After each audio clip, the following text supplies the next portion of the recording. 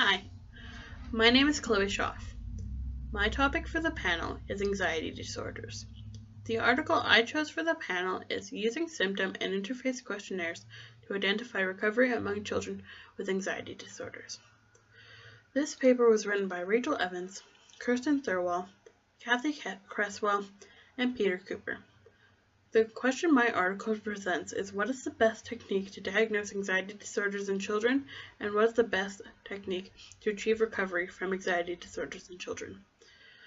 The authors of the study looked at both child and parent report measures, separately and together, to test for anxiety in the child. They tested the Spence Child Anxiety Scale and the Child Anxiety Impact Scale. For both of these scales, they tested self-report measures for both the child and the parent. This study consisted on 2 trials of children, aged 7 to 12, and their parents. Half of the 337 children admitted into the study immediately were put on a waitlist for the second trial.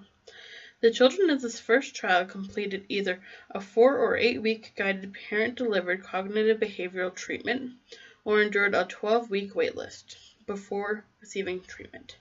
The children were assessed for anxiety disorders ranging from generalized anxiety disorders, social phobias, and specific phobias before the waitlist or treatment method. Assessment focused on primary diagnosis in the case of comorbidity, and they experienced a second assessment post-waitlist or treatment method.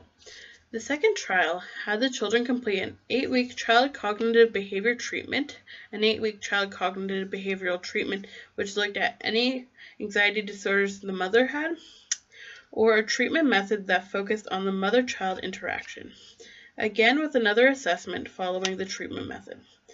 The main findings from this were that parent scores were more accurate at identifying diagnostic outcomes, and the Child Anxiety Impact Scale, specifically the parent self-report method, performed the best at diagnosing anxiety. This article is scientific because the authors conducted a study themselves. They followed the scientific method, and they followed all the ethical guidelines necessary when making a study.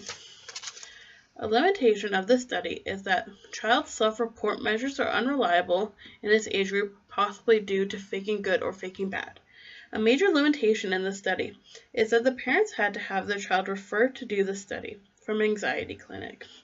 This poses a problem on if other parents are unaware of the symptoms of anxiety disorders and their child does not get diagnosed and therefore does not recover.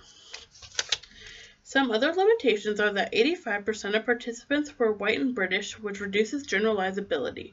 There's also a lack of variance in socioeconomic status, which could prevent lower earners to not be able to get their children the amount of the treatment for diagnosis and recovery needed. A limitation is that the participants were looking at past emotions being retroactive. There could be errors in their information. Many of the methods tested also had quite low reliability between assessments. A major strength of the study is that the Child Anxiety Impact Scale parent self-report method had a high enough accuracy rating to be comparable to clinician-rated measures, which in the long run will mean more children can get diagnosed without the hassle, and it saves everyone time. Thank you.